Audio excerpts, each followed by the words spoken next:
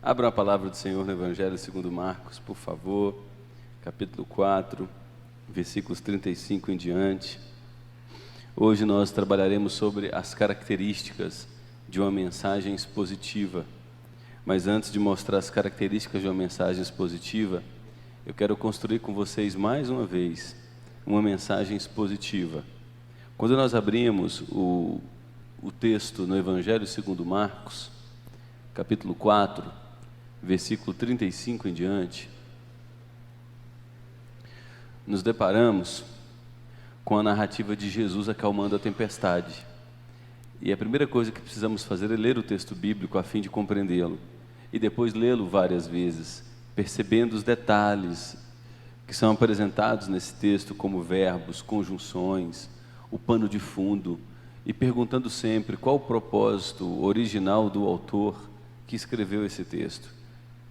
Naquele dia, verso 35 em diante, naquele dia o que, gente? Quando você olha os versículos anteriores, Jesus passa o dia realizando sinais e maravilhas, ensina parábolas, confronta a liderança religiosa, cuida de enfermos, havia passado na madrugada anterior em oração.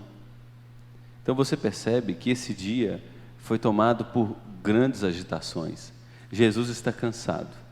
E o texto diz, sendo já tarde, disse-lhe Jesus, passemos para a outra margem.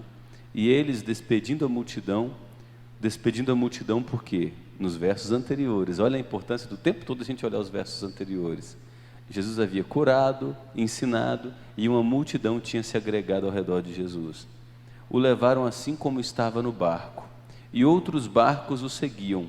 Ora, levantou-se grande temporal de vento, e as ondas se arremessavam contra o barco, de modo que o mesmo já estava a encher-se de água. O texto traz uma problemática. Jesus entra no barco com seus discípulos, uma grande tempestade acontece, e é uma tempestade tão densa que o texto descreve que o barco já estava enchendo-se de água.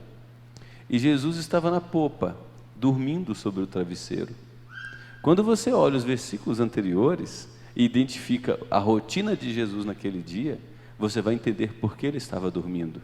Como sendo homem, plenamente homem, Jesus estava exausto. E o texto segue dizendo que os seus discípulos o despertaram e lhe disseram, mestre, não te importa que pereçamos? E Jesus, despertando, repreendeu o vento e disse ao mar, acalma-te, emudece. É importante você observar que o texto foi traduzido com a nota exclamativa. Acalma-te, emudece. Tudo isso nos ajuda a entender as emoções e a ênfase de Jesus ao dar aquela ordem ao mar e à tempestade. O vento se aquietou e fez-se grande bonança. Então lhes disse, por que sois assim tímidos? Como é que não tendes fé? Note a maneira como Jesus aborda os seus discípulos depois de acalmar a tempestade. Porque vocês são pessoas tão fracas na fé. E os discípulos, possuídos de grande temor, diziam uns aos outros, quem é este que até o vento e o mar lhe obedecem? Normalmente nós paramos a nossa leitura bíblica por aqui. Quando a gente está lendo as Escrituras devocionalmente, a gente para aqui para no outro dia começar. E quando nós começamos nossa devocional no outro dia, nós desconectamos os versos que virão dos versos anteriores. Os discípulos, no verso 41, terminam fazendo uma pergunta, quem é este homem que até o mar e o vento lhe obedecem? Marcos vai escrever o capítulo 5 para responder à pergunta feita pelos discípulos. Quem é este homem que até o vento e o mar lhe obedecem? E eu quero ficar com vocês na primeira parte da resposta de Marcos, que a gente conhece como a cura do endemoniado de Gadara. Note o que o texto diz no capítulo 5. Entrementes, chegaram à outra margem do mar, a terra dos Gerazenos. Ao desembarcar, logo veio dos sepulcros ao seu encontro um homem possesso de espírito imundo. E o texto começa a descrever a realidade atormentadora desse homem. Vivia nos sepulcros, e nem mesmo com cadeias alguém podia prendê-lo.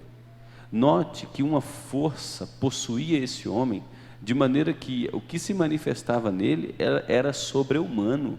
Ele quebrava algemas, tendo sido muitas vezes preso com grilhões e cadeias. As cadeias foram despedaçadas, foram quebradas e os grilhões despedaçados, e ninguém podia subjugá-lo. Olha o estado mental desse homem. Andava sempre, de dia e de noite, clamando por entre os sepulcros e pelos montes. Era um homem com tendência suicida muito acentuada, ferindo-se com pedras. Quando de longe, esse homem, possesso, viu Jesus, correu, e prestem atenção nessa expressão, o adorou, exclamando com alta voz: que tenho eu contigo, Jesus, Filho do Deus Altíssimo? Conjuro-te por Deus que não me atormentes. E ele faz essa pergunta, Marcos explica, porque Jesus lhe dissera: espírito imundo, sai desse homem. E perguntou Jesus: qual é o teu nome?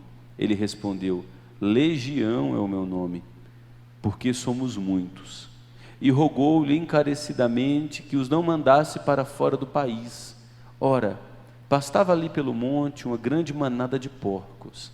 E os espíritos imundos rogaram a Jesus, dizendo: manda-nos para os porcos, para que entremos neles. Jesus o permitiu. Então, saindo os espíritos imundos, entraram nos porcos, e a manada, que era cerca de 2.000, precipitou-se despenhadeiro abaixo, para dentro do mar, onde se afogaram. Os porqueiros fugiram e o anunciaram na cidade e pelos campos. Então saiu o povo para ver o que sucedera. Indo ter com Jesus, olha o que o texto descreve: viram o endemoniado, o que tivera legião, agora assentado, vestido, em perfeito juízo, e temeram. Os que haviam presenciado os fatos contaram-lhes o que acontecera ao endemoniado e acerca dos porcos, e entraram a rogar-lhe que se retirasse da terra deles. Ao entrar Jesus no barco, suplicava-lhe o que for endemoniado que o deixasse estar com ele. Jesus, porém, não lhe o permitiu, mas ordenou-lhe: vai para a tua casa, vai para os teus, anuncia-lhes tudo o que o Senhor te fez e como teve compaixão de ti. Então ele foi e começou a proclamar em Decápolis tudo o que Jesus lhe fizera, e todos se admiravam. Amém.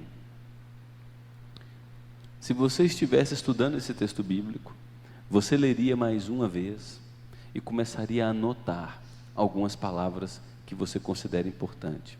Por exemplo, o que significa legião? Porque esse homem estava possesso por uma legião. Quando Jesus pergunta: qual é o teu nome? A resposta é: Legião é o meu nome. Onde fica a terra dos Gerazenos? Ou a terra de Gadara? Porque Gerasa e Gadara é a mesma coisa. Uma outra pergunta que você deve fazer ao texto é: o que significa esse demônio adorando Jesus? Porque a Bíblia diz que os demônios são inimigos de Deus. Só adora a Deus quem tem o Espírito de Deus habitando em si. É impossível que alguém da parte do diabo adore a Deus verdadeiramente. Então essa é uma palavra que você precisa pontuar para estudar. Marcos, eu volto a dizer, escreve o capítulo 5 para responder a pergunta que termina no capítulo 4. Jesus acalma uma tempestade com a palavra de seu poder, ordena ao mar que se aquete, imediatamente o vento e o mar lhe obedecem, e depois ele olha para os discípulos e faz uma afirmação dura: porque a fé de vocês é tão pequena? Em outras palavras, vocês até agora não entendem quem eu sou? Vocês não viram com os olhos do coração o que eu acabei de realizar? Durante os dias anteriores, Jesus cura a sogra de Pedro, apenas levantando-a da cama, dá vista aos cegos, expulsa demônio dentro de uma sinagoga, faz diversos outros sinais e maravilhas, cura paralíticos, dá vista aos cegos, purifica leprosos. O que Jesus está dizendo é: caminhando comigo por todo esse tempo até aqui, vocês ainda não têm fé, não creem que eu sou o Filho de Deus. E os discípulos olham uns para os outros E termina o capítulo 4 com a pergunta: quem é este homem? Eles já deveriam saber, mas ainda têm dúvidas. Quem é este homem que até o mar e o vento obedecem? E aí Marcos começa o capítulo 5. É importante que você leia outras versões, Nova Almeida, Nova Versão Transformadora, a Mensagem, Nova Tradução na Linguagem de Hoje, as versões que você tiver disponível. Tem um aplicativo que você baixa para o seu celular, para o seu computador, para o seu tablet, chamado YouVersion, que é a Bíblia Sagrada da YouVersion. Você tem dezenas de versões bíblicas gratuitas. Você pode fazer a comparação entre as traduções, para o texto ir ficando cada vez mais claro para você. Aí você vai olhar o capítulo 5 de Marcos, o texto que nós lemos.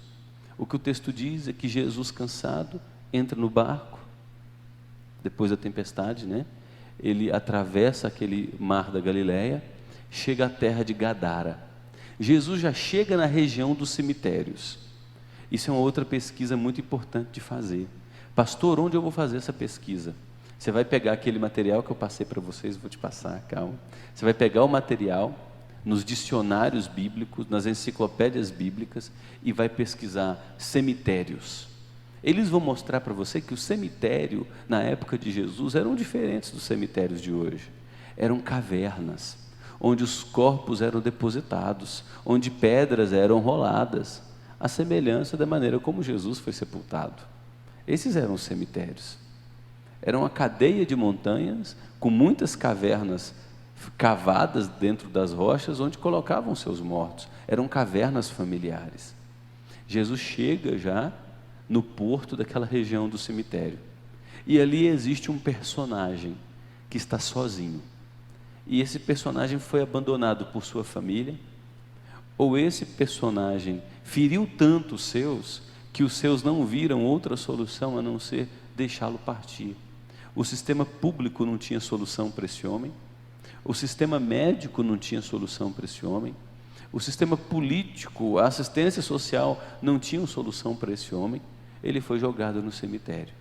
E o texto descreve as características desse homem, e é importante você anotar tudo enquanto está estudando o texto. São características deploráveis. Vivia nu.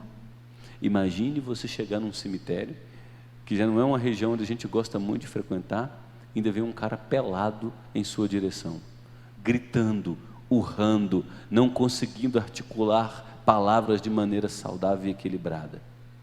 Esse homem todo ferido, com hematomas, com cicatrizes, porque o texto diz que com pedras ele se cortava. Um homem que era muito bem conhecido naquele vilarejo. As cidades não tinham 500 mil habitantes, 1 milhão de habitantes. Talvez Roma tivesse 600 mil habitantes, no máximo 1 milhão. As cidades eram povoados de 15, 20 mil habitantes no máximo. Eram vilarejos onde todos se conheciam, onde os sobrenomes eram importantes, a tradição da família contava, todos temiam esse homem. Quando Jesus chega naquele lugar, aquele homem vem ao seu encontro, urrando, agressivo, como fazia com todos, e de repente, aquele homem se ajoelha diante de Jesus, e o texto diz que aquele homem o adora. Opa! Primeiro problema de tradução que o texto nos apresenta: o homem endemoniado, né? Demônio não adora a Deus, demônio é inimigo de Deus. Quando você vai para um texto bíblico que vai explicar essa expressão adorar, ou você compara com outra tradução, deixa eu só abrir aqui para você ver, ó. Por isso que eu pedi vocês para ficarem à frente, para enxergarem melhor, mas aqui não dá para enxergar não. A palavra traduzida por adorar aqui é a mesma palavra que pode ser traduzida por pôr a boca no pó. Exato. Prostrar-se, lamber o chão, pôr a face em terra. O que esse homem foi fazer com Jesus é o que ele fazia com todos os homens: agredi-lo. Mas diante da autoridade suprema de Jesus, nem mesmo o demônio pode permanecer em pé.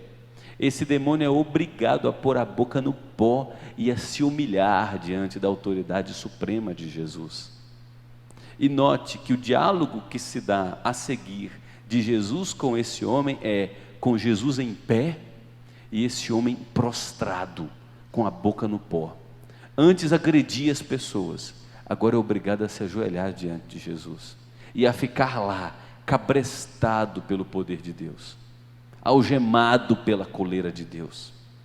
E ele pergunta: o que o Senhor veio fazer aqui? E Jesus não dá muito moral para ele, não.